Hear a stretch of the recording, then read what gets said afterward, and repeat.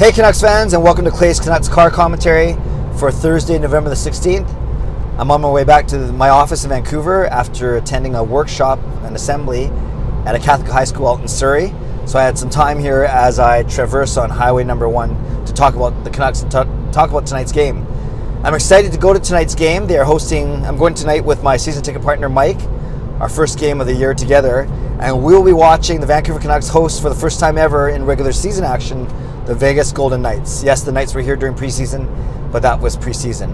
And if you look at the standings in the Pacific Division behind LA, there's basically a log jam. The next 5 teams, actually, you can include Edmonton too. So Anaheim, San Jose, Vegas, Vancouver, Calgary, and even Edmonton right behind. They're all about 3 or 4 points separating all of them. In fact, I think 4 of them are separated by only 1 point.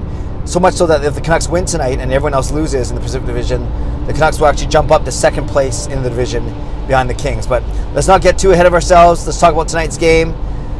Vegas will be hungry for a win to get back on the winning track after getting demolished by Edmonton a couple nights ago. And the Canucks are coming off their 3-2 win over LA also a couple of nights ago. Only one lineup change for the Canucks. Jacob Markstrom goes back in net. Somewhat surprising, but somewhat not, given that Nilsson played a strong game in LA after a bad start. But Travis Green has shown already that he really wants Jacob Markstrom to be his number 1 goaltender. He's letting him giving him a chance to establish himself as that. And no surprise then that Markstrom is back in net after a few days off, coming back from the road trip. And we'll see what happens after tonight, obviously. But Markstrom gets the start of net. All forward lines are the same. Deep pairings look to be the same. So that means healthy scratches will be, once again, Patrick Wirkoch on the blue line, and then likely Jake Virtanen and Alex Burmistrov as the healthy scratches up front. And speaking of up front, one thing I did want to talk about, there's been a little bit made over the last few days over the lack of production of the Triple B line, the Bo Horvat, Brock Besser, Sven Baertschi line at even strength. In fact, someone said they've been outplayed at even strength in the last few games. I don't know all the stats, but that's what I've been reading. We know that they combined for a power play goal against LA a couple nights ago, but at even strength they haven't done much. In fact, Brock Besser hasn't scored a goal since November 4th when he had that sizzling hat trick. That's weird. When they had that hat trick against the Pittsburgh Penguins way back, like I said, almost 2 weeks ago. What does that tell me? Am I worried? Not really. It actually tells me that it's a good thing in that while Besser, Horvat, and Baertschi are facing now usually the top D pairing from their opposition, that will free up opportunities for guys like the Sedins and Loui Eriksson, who I think not coincidentally had a very strong game against LA. While Drew Doughty was busy shutting down Horvat's line, that left the Sedins and Eriksson to have a bit more freedom and to maybe have more offensive chances than usual. Eriksson has looked good since he's come back from his injury. Yes, it means at the expense of guys like Virtanen or Burmistrov, but you certainly can't complain about Eriksson's game. He had an assist in that game, and he's looked really strong with the Twins. And he has, like I mentioned yesterday, Eriksson does play on the power play. He also plays shorthanded, so he is a very valuable player. Yeah, let's get over his contract. That's not going anywhere. And let's just talk about how Eriksson can be a contributor to this team night in and night out.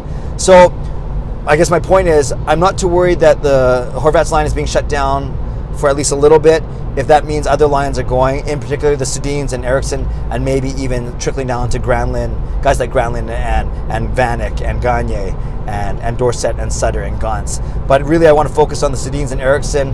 Hopefully they continue their strong play. And in a perfect world, we have 2 lines going. Not only 2, but maybe 3, but at least the 2 lines going, the Horvat line and the Sedins line. And then it will make opposing defenses and opposing teams have to figure out which deep pairing is going to take which forward line, and then maybe open it up for other opportunities for the other line, of course. So let's see what happens tonight. Again, looking forward to seeing the game, all the glitz and glamour, and the Twitter account that oh yeah, one last thing. A lot of people kind of get upset, or they like the Vegas Twitter account, or they hate it. They think it's childish. They think it's juvenile. I love it. I think it's funny. I think it's self-deprecating. Not self-defecating, that's worse, but it's self-deprecating. And really, they don't take themselves too seriously, as I don't think anyone should, especially on Twitter. I think Twitter's too full of all these guys who think they know everything, or people looking to pick fights or